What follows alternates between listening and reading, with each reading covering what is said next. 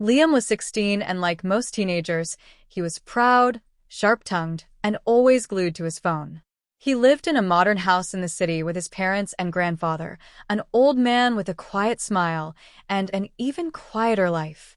The only thing louder than Liam's attitude was the sound of his grandfather's shoes, old, cracked leather things that squeaked with every step. Liam hated them. They embarrassed him. One morning, while getting ready for a family outing, Liam caught sight of those shoes again, scuffed, torn at the sides, and held together by sheer will. He rolled his eyes. "Grandpa, why don't you just throw those out already? You look like a beggar." His grandfather chuckled softly and said nothing. Liam's mother gasped, "Liam, apologize." But the old man raised a hand gently. "Let him speak. He's young. He only sees what's new." Later that day, his grandfather surprised him. "Liam, walk with me."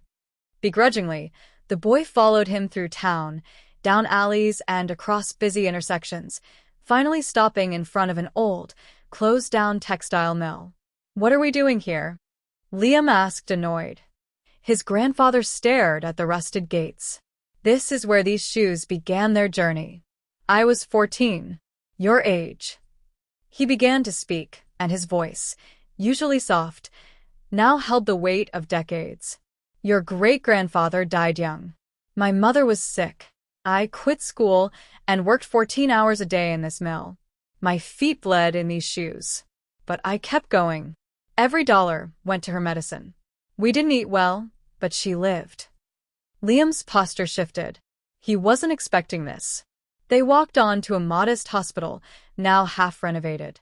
"I walked here daily for 2 years," his grandfather continued. "Your grandmother was dying. I couldn't afford a taxi. So I ran. In rain. In snow. In these shoes. Just to spend an hour with her after my shift." Liam's chest felt tight. Finally, they reached a small, faded building, a community center. "I helped build this with the little money I saved. Taught kids how to read. Gave away shoes to boys who had none. I kept mine as a reminder." He looked at Liam, eyes moist but proud. "You see worn-out leather. I see victories. Losses. Sacrifice. Every scar on these shoes is a page in the story of how I built this family's future." Liam stared at the shoes now, seeing them for the first time, not as trash, but as trophies. That night, Liam didn't say much at dinner. But later, he quietly crept into his grandfather's room, sat on the floor, and gently polished the shoes with a soft cloth. He didn't say a word, but his grandfather smiled, knowing that a lesson had been passed on, not through lectures, but through life. So the next time you're quick to judge someone's scars or their shoes, ask yourself what they've walked through to stand where they are. Some wealth isn't measured in money. It's measured in what you gave up to give someone else a future. If this story moved you, give it a thumbs up, share it with someone who needs to hear it, and don't forget to subscribe for more powerful stories from Wisdom Tales. Every scar has a story, and some stories can change a life.